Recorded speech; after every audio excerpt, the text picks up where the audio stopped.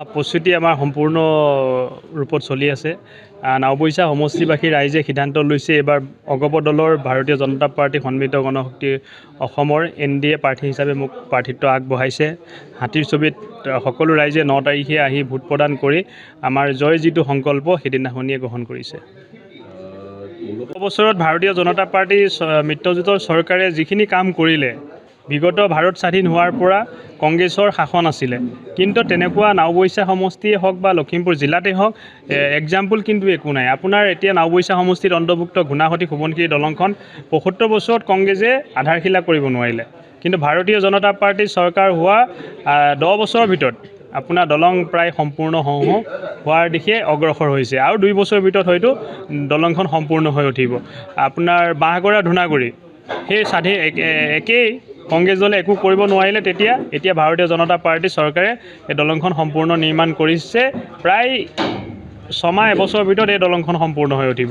আপোনাৰ যিটো আমাৰ পানীগাঁৱৰ পৰা বচাগাঁও নআলিলৈ অহা পথ, যিটো আমাৰ পানীগাঁৱৰ পৰা হাৰকাটি দলং হৈ আপোনাৰ আদিয়ালিঙিলৈ যোৱাৰ পথ, এই পথখিনি আমাৰ সম্পূৰ্ণ হাইৱেৰ দৰে পথ নিৰ্মাণ কৰা হৈছে।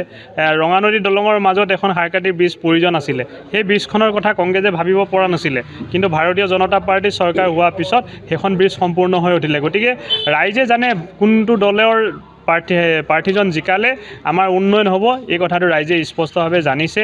আৰু এইটো কাৰণে ভাৰতীয় জনতা পাৰ্টি অগপ দলৰ সন্মিলিত গণশক্তি অসমৰ NDA প্ৰাৰ্থী হিচাপে আমাক হাতীৰ ছবিত ভোট প্ৰদান কৰি জয়যুক্ত কৰাৰ ৰাইজে সংকল্পবদ্ধ হৈছে।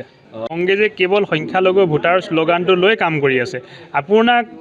আপোনালোকে চাব, পাভ পঞ্চায়ত, BMP পঞ্চায়ত, সোণাপুৰ পঞ্চায়ত, সেই পঞ্চায়তৰ মাজেৰে যিটো আমাৰ হাইৱেৰ দৰে পকীপথ বনোৱা হৈছে, কংগ্ৰেছে ভাৰত স্বাধীন হোৱাৰ পৰা আজিলৈকে আজি 10 বছৰ আগলৈকে নিৰ্মাণ কৰিব নোৱাৰাৰ প্ৰতিফল হিচাপে এইবাৰ যিহেতু আমাৰ পথটো সম্পূৰ্ণ হোৱাৰ দিশে অগ্ৰসৰ হৈছে, তাত কাম চলি আছে আৰু ইলেকশ্যনৰ ভোটগ্ৰহণৰ আগদিনালৈকে হয়তো সম্পূৰ্ণ হৈ যাব, কাৰণ এইটো অনগয়িং স্কিম কাম কৰি থাকিব।